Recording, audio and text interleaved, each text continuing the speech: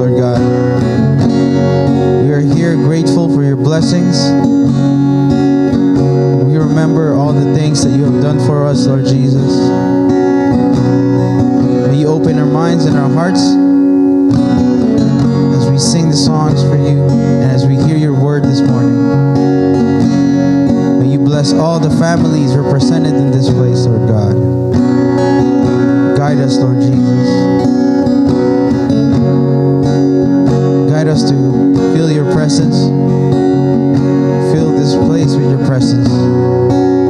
We love you, Lord. In Jesus' name, everybody say amen.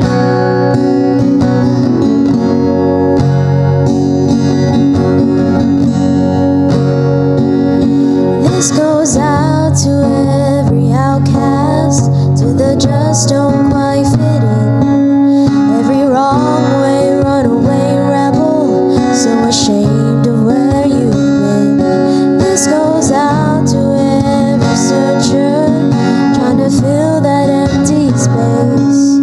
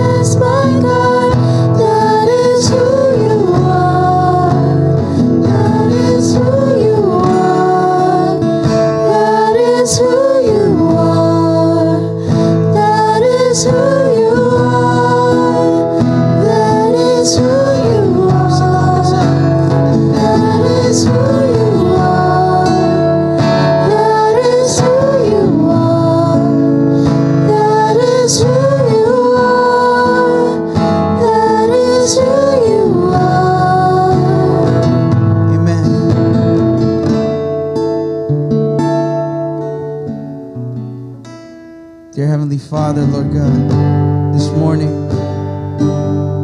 we pray and we speak the name that you have. All our hurts and all our doubts and our sorrows, Lord God, we bring it to you. We know that we have the assurance of success and blessings with your name.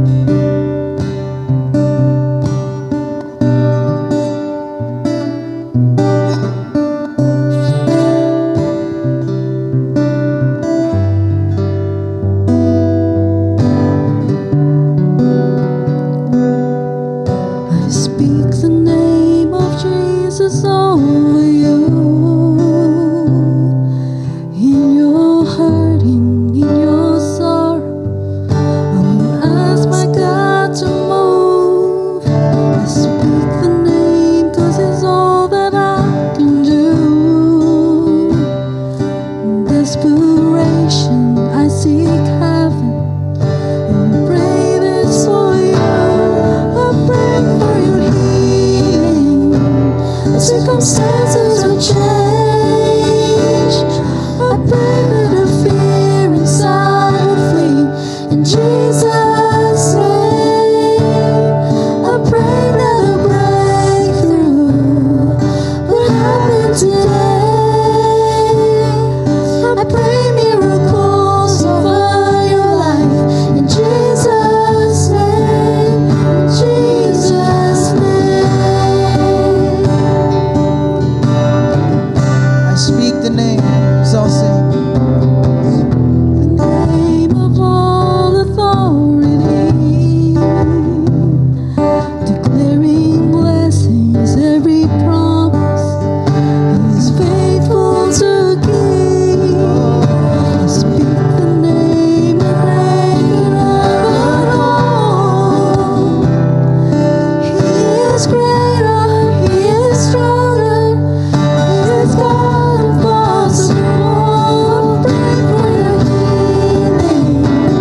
Circumstances will change.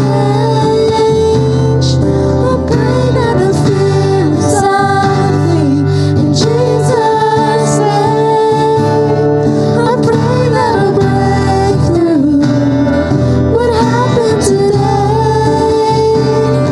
I pray miracles over your life. In Jesus' name, Jesus' name. So I'll say, come believe. Come believe it,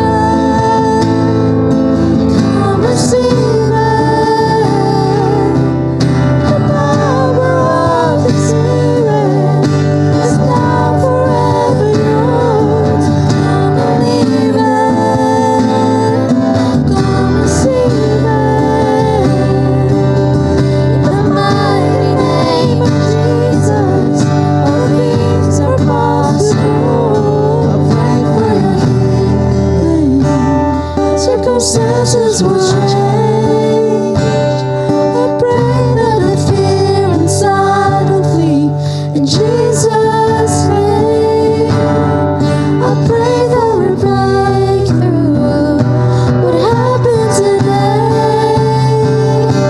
I pray miracles over your life. In Jesus' name, I believe it.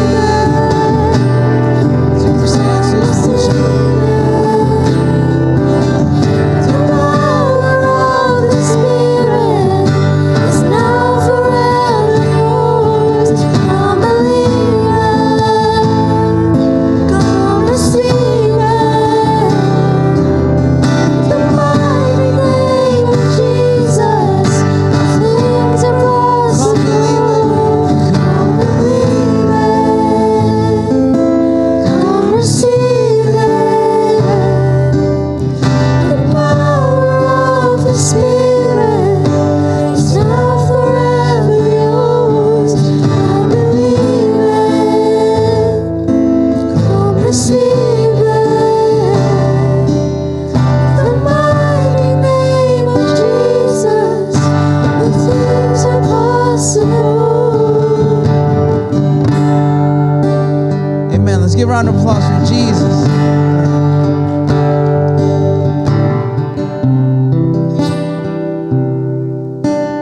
us remain standing as we approach the throne of God. Indeed, dear God, we believe in your name. There is power in your name. And we are here this morning to come and receive it. Lord Jesus, whatever we are going through, whatever we feel, Lord, I pray for miracle, for healing, oh God. And I pray for those brothers and sisters who are not here yet. Be with them. And dear Lord, we come before you. The only purpose of our heart is to worship you. We believe, Lord, that we are here because you have a purpose also. You have a message for each one of us. As we prepare our hearts, open our minds to understand your word. Thank you for our pastor who will deliver your message. Be with us. We love you and we commit everything in Jesus' name. Amen.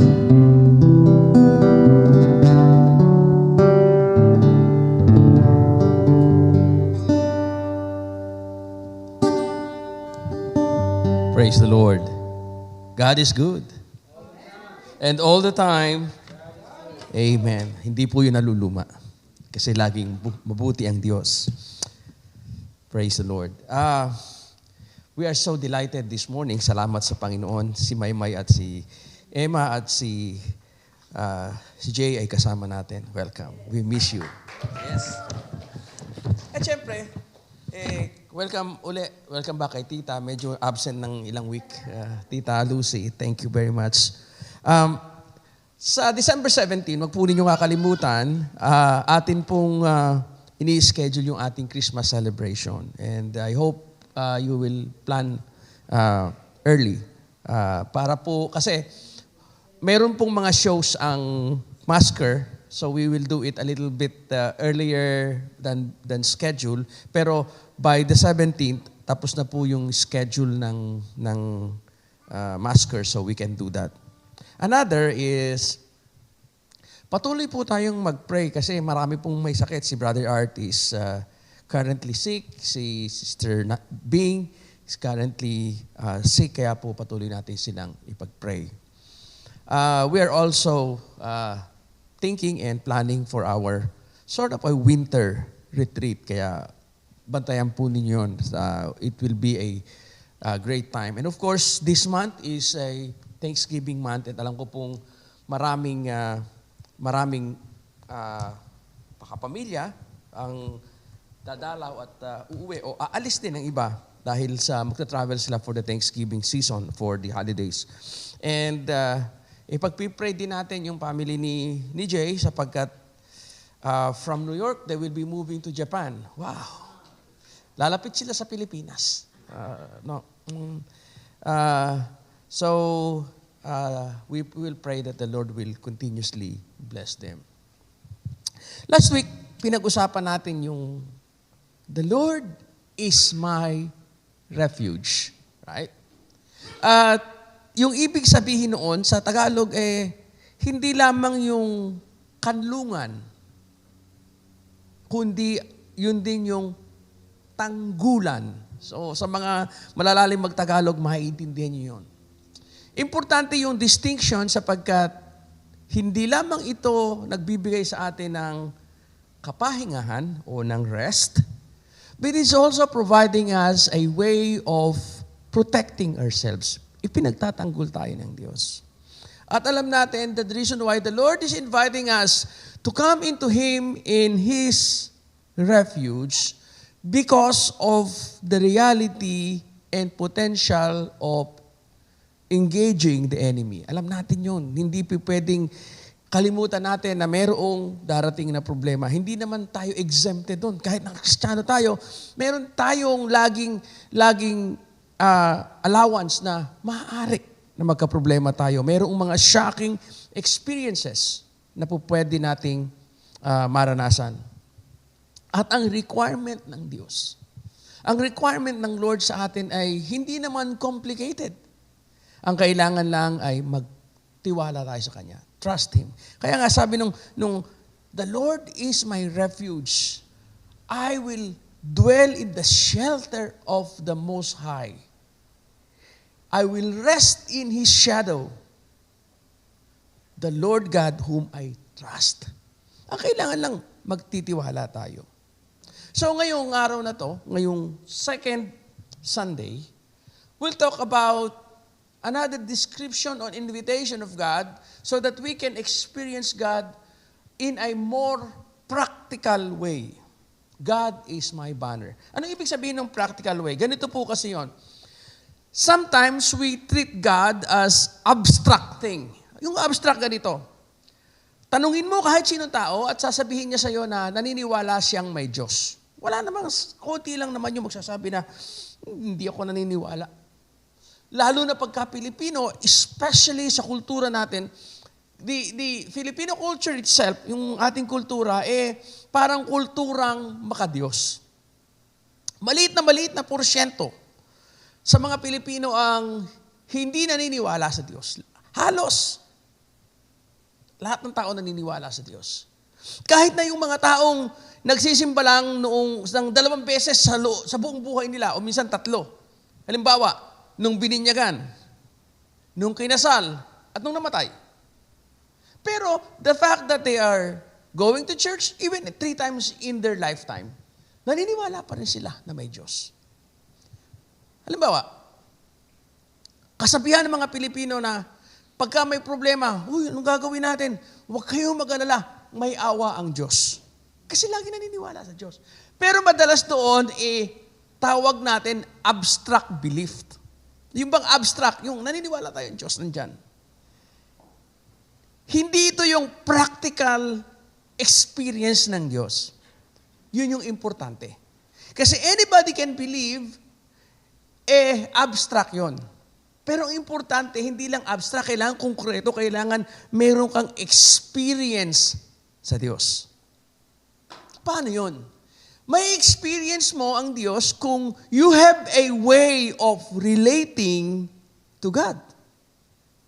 So, itong November month, ito yung mga invitation ng Diyos so that we can practically experience the power, the presence, and the provision of God sa buhay natin. So, importante yung practicality of experience. Hindi lang naniniwala kang may Diyos, kundi, tandaan nyo to, nararanasan mo pa ang Diyos.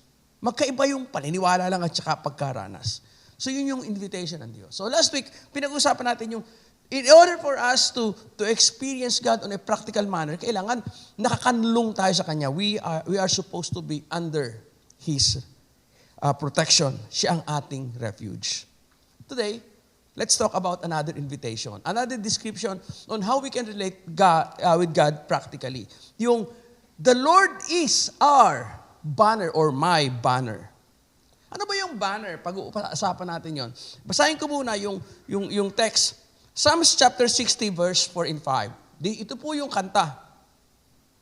For those who fear you, you have raised a banner to be unfurled against the bow. Save us and help us with your right hand, that those you love may be delivered. For those who fear you, you have raised a banner. Kung hindi natin ito maiintindihan ang malinaw, baka ma-misled tayo. So, madaling maintindihan ito kung titingnan natin in the context of modern expression. Parang flag. Yun. Yung flag is a banner, a representation of something that unites you. Something that describes you as people. Flag.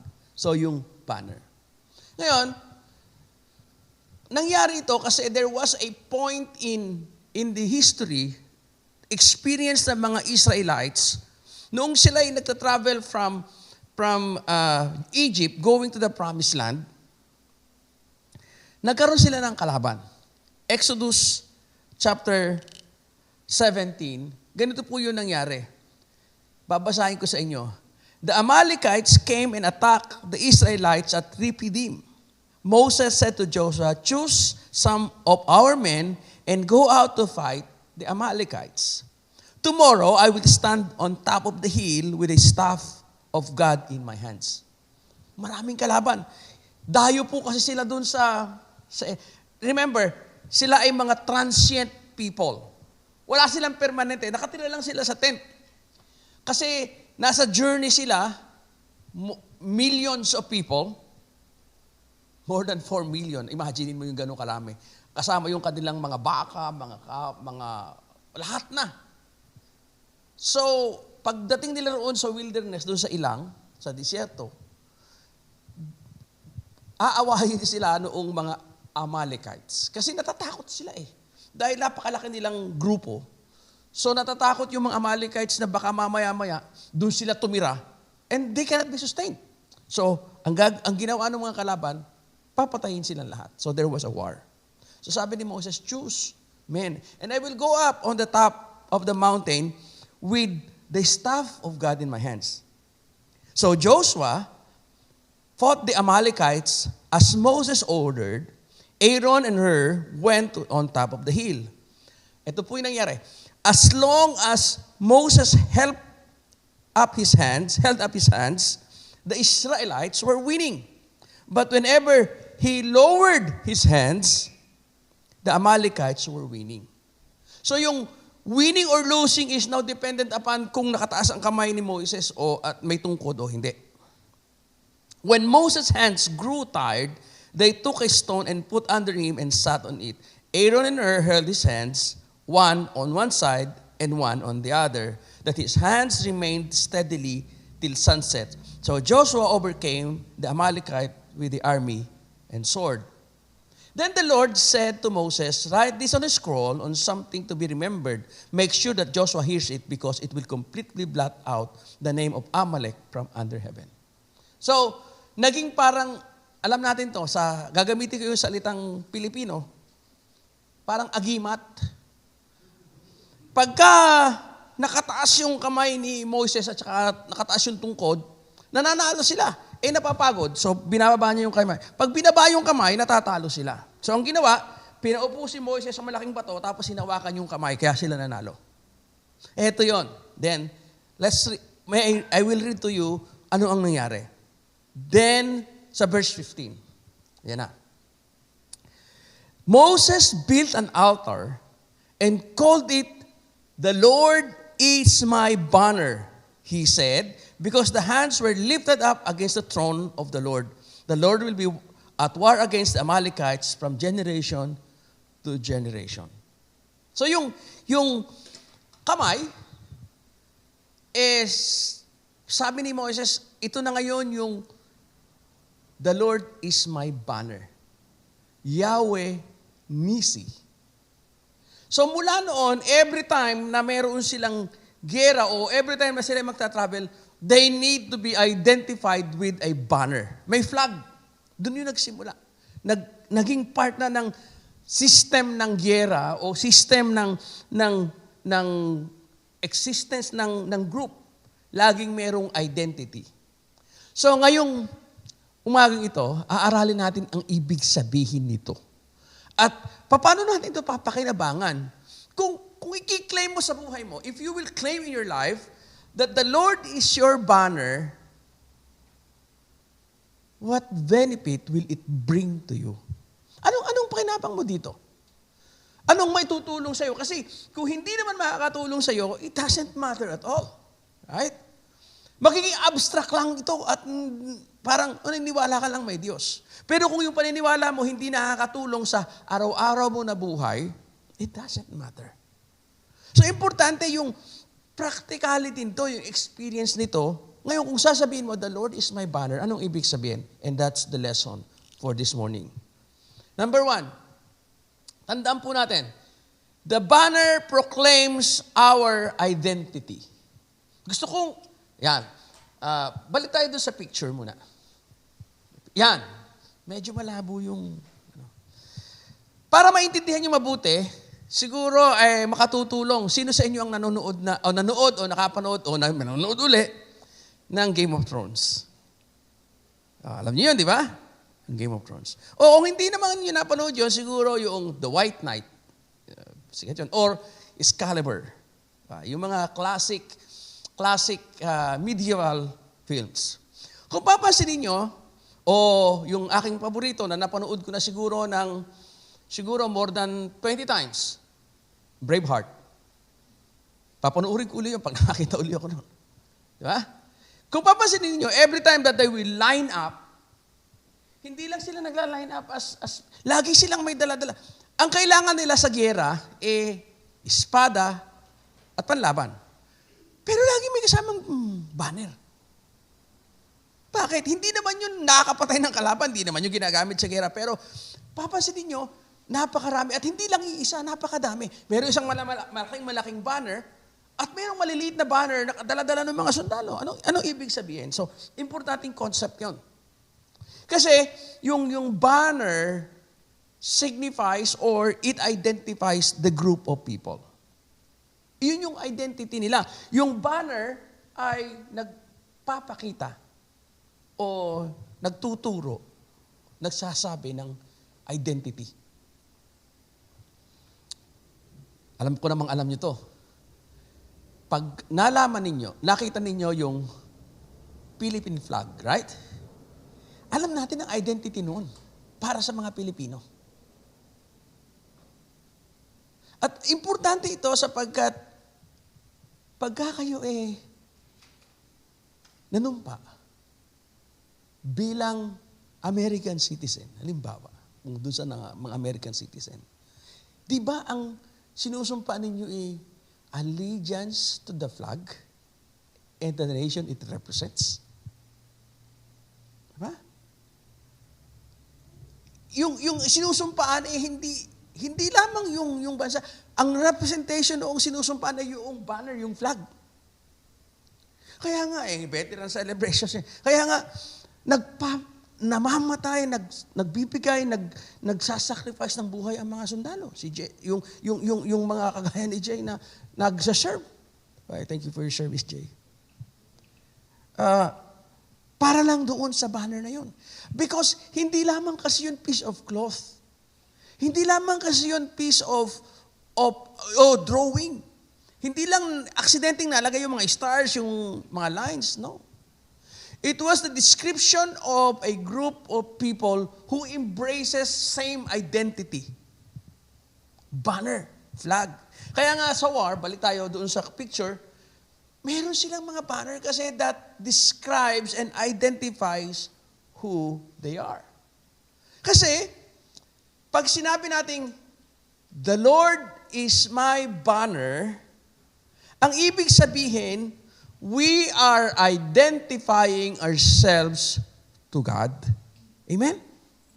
Ang ibig sabihin noon, tinatanggap natin, inaakap natin na ang Diyos, tayo ay tao ng Diyos. Pag ikaw ito alam natin ito lahat.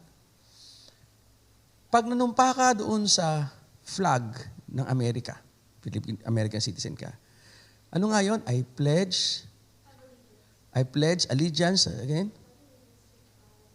Alright, so, habang nagsumusumpa ka doon, nire-renounce mo naman yung allegiance mo doon sa original mong flag. Yun yung political meaning. Pag nanumpa ka sa flag ng Amerika, hindi ka nanunumpa doon sa flag ng Pilipinas. Ngayon, may system na may dual citizenship. So, babalik mo ngayon yung panunumpa mo doon sa iyong original birth nation. Kasi pumapahayag na sila doon. Pero ang requirement noon, you identify with the flag and the nation that it represents.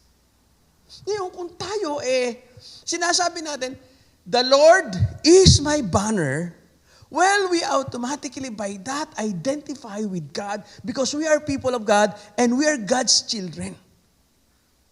So, hindi ka na ngayon loyal doon sa iba, loyal ka lang sa Diyos. At ang identity mo ay ang Diyos Himself. So, it identifies people and we are identified as people of God. Ngayon, balikan ko sandali yung in the context of war. Bakit importante ito? Nung araw, hindi walang ganun Nung unang mga giyera, wala. Pero they started using that. Why? Because it identifies the army. Pag ikaw ay nakahanay under that banner, that means you are part of that army. Hindi lang yun. Meron pang maliliit na banner under that. Kasi yung pamilya, bawat clan, bawat tribe, yung small groups, meron silang identity, meron silang maliliit din na banner that identifies the family. For example, di ba naalala ninyo? When Joshua was threshing, nung tinawag si Gideon, si Gideon and Lord, to fight the enemies, ano sabi ni Gideon? Bakit ako? I am the least in my clan. And my clan is the least among the tribe, within the tribe. Kasi nire-represent yung kanyang pamilya, maliit lang sila. Kasi importante na pag lumalaban sa gera, yung mga pamilya represented. Why? It brings honor. It conveys honor and it conveys presence ng pamilya. That they are participating in something that is bigger than themselves. Noong kasi, ang enlistment sa military is by family. Pag may anak ka na at military age, mandatory yon, magiging sundalo yon. So pag nagkagera, drafted agad yon at they will fight. At pag sila na-draft, kasama yung parents o kasama yung tatay, they will bring their own family banner. Why? Because it brings honor to the family because they represent their own family. What does it mean for us, mga kapatid? Pag sinabi natin, ang Diyos ang ating identity, God is our banner, that means we represent our own family doon sa group na yon. So, ang Christianity ay individual, pero importante na naiintindihan natin na, lalo na sa mga kabataan na, pag nagsimula tayong manampalataya, dala-dala natin yung pamilya natin dyan. Kasi we represent. And it brings honor. Another, the banner also brings order. Yung order ganito. Hindi siguro naranasan ng marami sa inyo, pero nakaranas kasi ako maging participant doon sa National Boy Scout Jamboree. Meron ba sa inyo nakaranas doon? Hindi pa rin nyo alam siguro kasi yung bang every 3 years I think, dumarating yung nagpapadala ang Pilipinas o marating sa Pilipinas yung mga Boy Scouts all over the world. And I happened to be, nung nasa Pilipinas, nakasama ako. It was more than 10,000 young people in one place. Mga Boy Scout. Naku, hindi mo na hindi magulong-magulo. So in order for us na magkaroon ng order ganito, pagdating namin, sa Mount Makiling yun, doon sa UP. Pagdating namin, pag-enter namin, binibigyan kami ng sticker, may color, may insignia. Kasi hindi na nila kami mamamonitor. And the way for them for us to be put in our group is magsasalita sa megaphone. I-raise ngayon yung color and banner. At kung ano yung aming color, yung aming insignia, dun kami pipila. Kung ang gagawin nila, i-announce nila ang pangalan, Bonifacio Plantilla, Group B, it will take 1 week, hindi matatapos. Pero noong nilagyan kami ng sticker na may insignia at may color, and then ni-raise yung banner, in less than 30 minutes, alam na namin kung saan kami. It brings order. Kakain, i-raise yung banner, pila kami kakain kasi. Yun lang, doon kasi ako magaling umaraw eh. Pagka yung mayroong mga lalakad ng malayo, hindi na ako kasama sa pila doon. Sila lang yun. So, madali lang, nagbigay ng order ito. Dahil may banner. Sa gera, ganito ginagawa nila. Yung mga generals, they will plan the war. Pag ikaw ay pamilya ka ng magagaling, ilalagay ka sa isang lugar na dapat ka. So sasabihin doon sa flag bearer ng pamilya, you go at this place because your family will fight at that place. So hindi ka malilito, pupunta ka lang sa ilalim ng banner na yun, alam mo na kung ano ang duty mo. Itong pamilya Santos, ito ang reinforcement family. So ang kanilang banner ay lion. So dalhin natin yung banner nila doon because they will be the reinforcement. Itong pamilya ng Rivera, they are archers. Dalhin natin sa taas ng bundok, ilagay nyo yung banner nila ron and they will go there. Order. So it creates a system. So hindi lamang ito, it identifies you are God's people. Hindi lamang it brings honor to you and your family because you are under God. It also brings order in your life. So pag sinabi mong, the Lord is my banner, it identifies, it honors, and it brings order sa buhay mo. Hindi ka malilito. Kasi malinaw para sa'yo, under whose name, under whose banner you are fighting for. You are under the banner because the Lord is your banner. Diba? So it's identity. Dito ngayon, ito maganda. We are identified. Sabi ni Apostol Pablo, we are identified with Christ because Jesus Christ is our banner. Kaya ang tawag sa atin, Kristiyano. Kasi we identified with Christ. Pangalawa, the banner produce inspiration. Again, in the context of war, kaya nga sabi ko sa inyo, kung napanood nyo yung Braveheart, yung The White Knight, o yung Game of Thrones, maintindihan nyo mabuti itong context nito. It brings inspiration ganito kasi. During the war, when the battle is fierce, hindi mo na malaman kung kayo nananalo o natatalo. Madali lang maintindihan kung madaling makita kung talo na kayo o panalo. Ano ang indication? Habang nakikita ninyo yung inyong banner na nakatayo, that means you are still fighting. Habang nakikita mo yung banner, yung flag ng inyong family, yung flag ng inyong nation, that you are still there, you are still fighting, and you will fight to the end. It brings courage, it brings inspiration. Dahil you are still fighting in a very difficult war because the banner is still standing. Pero the moment na lumingon yung mga soldiers at hindi nila nakikita yung kanilang flag, they're starting to lose hope. Because it conveys that it looks like the enemy has captured the flag. And therefore, they start losing the war. Hindi ba niyo napansin? Naging customary practice na ng mundo na every time may gera, laging kasama yung flag sa gera. At every time na makarating sa isang lugar at makonquer yung isang lugar, laging itinatanim at tinataas yung flag. Why? Because people are inspired by that piece of cloth. Because that is not just a piece of cloth that identifies, that inspires, that gives meaning to what they do. No, dali natin sa when we say, the Lord is my banner, dapat nagbibigay sa atin ito ng inspiration. Hindi ako nag-iisa rito. Hindi madali ang buhay, pero kahit hindi madali ang buhay, it doesn't matter because God is with me at nakatayo pa rin yung aming banner because God doesn't deny His blessings for me. Hindi ako pinababayaan ng Diyos kasi hanggang ngayon, tinitindig ng Diyos yung banner niya at siya ang aking banner. So nakaka-inspire yun. Nagbibigay ito ng inspirasyon. Nagbibigay ito ng meaning. Meron pong tinatawag na nagbibigay ito ng deeper and greater purpose sa buhay natin.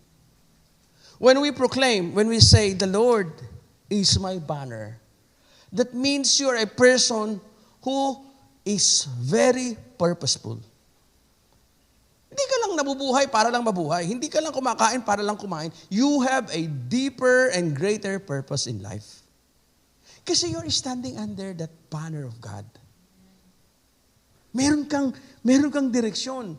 Yung mga ginagawa mo, kahit akala mo minsan is normal and simple, meron itong malalim na kahulugan. Because you're doing it with a greater and deeper purpose. So it brings inspiration. Why? Kasi habang nakatayo, yung banner na yun, you will continue fighting. You will not give up. You will do greater things because the banner still stands. And to tell you, kahit kailan, hindi ho magigiba o ibababa ng Diyos ang kanyang banner. Because He is our God who created the heavens and the earth. So pag sinabi mong, the Lord is my banner, hindi lang ito nag-identify sa'yo kung sino ka, na ikaw ay anak ng Diyos. Ito rin ay nagbibigay ng inspiration sa'yo para hindi ka sumuko sa buhay at para magpatuloy ka at para magkaroon ng deeper meaning ang buhay mo. Pangatlo, dito tayo magtatapos. The banner develops our imagination. So, identity, inspiration, imagination. Again, pinapalayas kong letter I para kunyari matalino ako. Kunyari lang yun. So, imagination. Bakit? Isa sa mangyayari sa atin kapag hindi tayo marunong mag-imagine ng future, hindi rin tayo mangangarap. Kasi yung pangarap natin is being motivated and being produced by that imagination of the future. When we say, the Lord is my banner, it also says that you are doing something, that there is something bigger ahead of you. Why? Kaya nga meron kang banner. Yung banner, hindi, yung flag, yung banner during the war, hindi lang yung itinatanim sa isang lugar. The reason why they are going to war, that is the system and the way they do, they measure success is, if the banner keeps on planting and advancing in different areas. Di ba? Ganun yung war. The moment na sinakop nila itong city na ito, nakuha na nila, itatanim nila, tanggalin nila yung lumang flag nung dating occupant ng city, itatanim nila yung kanilang flag na bago. Yung kanilang banner. Again, sa mga paborito, di ba naalala ninyo sa mga nanonood ng Game of Thrones? Inilagay nila yung Lannister flag pagkatapos nila makonquer yung North. Diba? Ganun yun kasi. Hindi lamang siya for the purpose of staying in one place, but for the purpose of advancing to other location because it is a progressive, continuous moving forward. So kailangan yung mga taong under that banner ay mga taong imaginative. Hindi lang imagination for the purpose of imagining, kundi ang ibig sabihin nun, kailangan dreamers, visionary. It encourages us to imagine the future. Ganito po kasi ang mangyayari. Pag hindi ka na nangarap, pagka wala ka ng pangarap, mawawalan ka rin ng hope. Kasi kung wala ka ng pangarap, bakit ka pa nabubuhay? Kung hindi mo na nakikita ang future mo, hindi mo na na-imagine ang future mo, there is no meaning anymore in what you do. You might as well stop. Kaya nga, kapag hindi na nangarap ang tao, nagiging parasitic yung kanyang buhay. Yung pagiging parasite. Consumer na lang siya ng mga bagay sa paligid niya, wala na siyang pangarap, naghihintay na lang siya ng kanyang time, ng kanyang end. Pero yung taong kagaya ng nasa ilalim ng banner ng Diyos, meron siya laging forward mission. Meron siyang missional dream ang tawag natin. Na there is something greater and beyond. Isa sa mga inspirasyon at nagbibigay imagination sa mga Pilipino, si Manny Pacquiao, alam natin yan, right? Halimbawa, may nakilala akong, nung nagtatrabaho ako sa plastic company, during lunch time, doon sa aming lunch area, magpapakilanlanan kami. Sasabihin sa akin ng mga Hispanic, you're a Filipino? Sabi ko, yes, I'm a Filipino. Oh, Manny Pacquiao, Manny Pacquiao. Bahala na lang hindi nila malocate sa Pilipinas sa mapa kung nasaan ang Pilipinas. It doesn't matter. Ang importante sa kanila yung Manny Pacquiao. It invites them to identify that I am a Filipino, I'm like Manny Pacquiao, and it creates imagination. Yung mga bata na nangangarap, Tinitingnan nila yung mga successful na mga Pilipino. And then sabi nila, kaya ko rin yun. So mga kapatid, it produces imagination. Kasi sa totoo lang, pag nasa under ka ng banner ng Diyos, kailangan makita mo, things are limitless for you. Amen? There are greater things that can happen, that there are greater things that God can do to you and through you. Kaya nga, dapat mag-create ng imagination. If we are part of something great, we will deliver something great. The Lord is my banner. Final story. Lumaki po kami sa isang farming community. Sana, alam nila Sister Eileen yun kasi nakapunta. Sila Sister Eileen yung mother nila ang unang nag-outreach sa aming maliit na baryo. Sa tuktok ng bundok. Simple lang ang mga, kasi lumaki kami, wala kaming kuryente. Doon sa Bugarin. Bundok yun eh. So imaginein mo, bihira lang sa amin na nakarating sa Maynila. Pag nakarating kami sa Tanay, masaya na kami. Kasi nasa bundok kami. Bihira kami makakita ng kotse. Ang nakikita namin, logging trucks. So wala kaming concept masyado noong grandeur or things. So ganito ang simpleng pangarap ng isang teenager na ipinanganak at lumalaki doon sa aming baryo. Magkaroon ng lupang sasakahin. Bumili ng kalabaw o ng kabayo o baka. Matuto na magtayo ng kanyang sariling bahay. Mag-asawa ng kababaryo. Magkaanak, magkapo, mamatay. Ganun kasimple. So, even ang tatay ko noon, hindi niya iniisip na mag-aaral kami.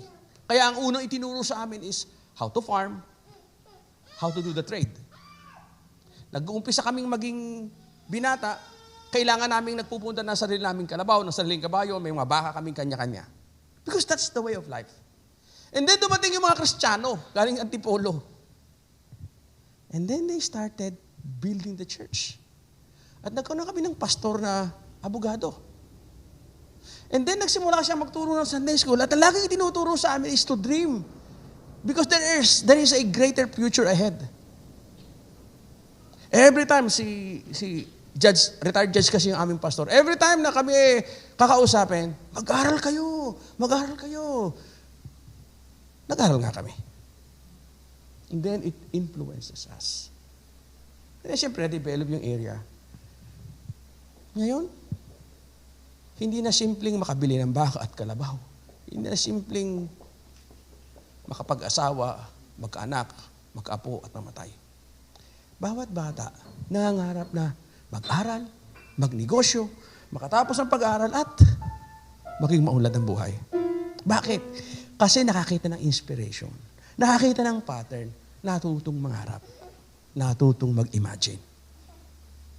Kasi merong isang banner na nag-identify, nag-i-inspire, at nagbibigay imagination.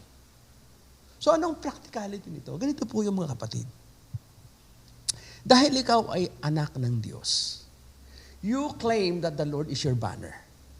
When the Lord is your banner, then it says that you are God's child. And when you are God's child, ibig sabihin, hindi ka matatalo. Kasi you are under that banner. At dahil hindi ka matatalo, you are able and anything is available for you. You just have to believe and always be under that banner. Tatapusin ko sa ganito. Ano mangyayari kapag umalis ka sa under ng banner na yun? You lose your identity. Right? You lose your identity because you are no longer under that banner. Then if you lose your identity, then you lose your inspiration. And then if you lose your inspiration, you will be unable. You will no longer be dreaming. Ibig sabihin, wala ka ring hope. So you stay under the banner. Amen? Tayo po tayo lahat mga kapatid. And let me lead you to a prayer this morning. The Lord is my banner.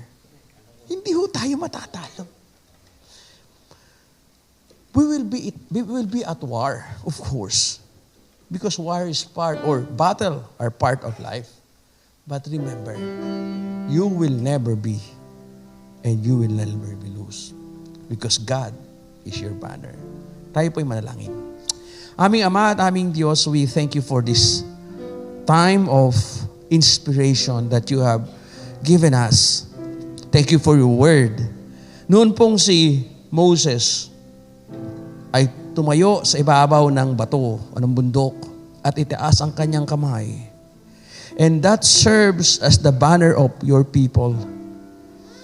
It becomes the point of their winning. Ngayong umaga, we're standing under the banner of our God. It identifies who we are. We are your people. And Lord, surely, we are doing and will be doing greater things ahead of us.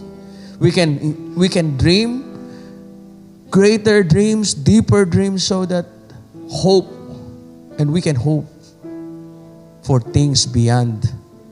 So God, help us to always be faithful. Tulungan mo po kami na laging nasa ilalim ng banner na ito. Kailanman hindi kami lalayo, hindi kami aalis, upang ang aming identity will always be solid. Maraming salamat po sa oras na ito. Sa reminder mo sa amin. Naniniwala kami ngayon, Panginoon, na samantalang kami pong lahat ay magpapatuloy, meron pong greater vision that you, Lord, will give us. Hindi ito simple lang. Maaring sa una parang simple lang ang mga bagay na ito, but Lord, this is something great that you are inviting us to be part of, that you are engaging us and inviting us to participate. Kaya sa oras na ito, Panginoon, we all proclaim that the Lord is our banner. We live, we exist, we serve under your banner, the banner of our God. We believe and live, as Paul said, in the Lord and under the Lord Jesus Christ. Tulungan mo po kami na saan man kami naroon, ano man po ang aming gagawin, we will always be identified as your people. We will be inspired as your children. And we will imagine the great hope for the future. Maraming pong salamat, Ama. At sa amin pong pagbibigay ng aming mga tithes and offering, sa amin pong fellowship pagkatapos ng pagsamba, dalangin po namin, Panginoon, na samahan mo kami. Patnubayan kami. Gabayan mo po kami. Pagpalain mo po kami. Gayun din, Panginoon, tinataas ko sa iyo at idadalangin ang buong pamilya ni Jay sa kanila pong preparation as they move to Japan. Lord, ingatan mo po sila sa kanilang pagbibiyahe. Dalhin mo po sila sa isang komportable, maayos, at isang payapa at tahimik na lugar na sila po, Panginoon, ay mapagpapala mo na higit pa sa kanilang naranasan. Salamat po sa mga biyayang kaloob mo sa mga kapatid na ito. At dalangin ko po, palakihin mo, paramihin mo ang kanilang mga tinatangkilik.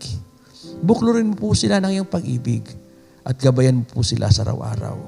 Ilayo mo po sila sa kapahamakan o karamdaman. Pagpalain mo po ang kanilang buhay. Lalo na, Panginoon, si Emma sa kanyang paglaki. Maraming pong salamat sapagkat sa panahong ito kasama namin sila at patuloy po namin silang aalalahanin, idadalangin na pagpapalain. Gayun din, Panginoon, dinadalangin po namin ang mga kapatid na may mga karamdaman na hindi namin nakasama ngayon. Patuloy ka, Panginoong, magpala sa kanila. At ngayon din, Panginoon, ngayong umagang ito, bawat isang narito na nagsasabi na we are under your banner, pagpalain mo rin at gabayan sa linggong ito, especially in this season of Thanksgiving. Maraming pong salamat, Ama. Ito po'y aming idinadalangin, ipinagpapasalamat, sapagkat ito po'y aming iniaalay sa pangalan ni Jesus naming Diyos at tagapagligtas.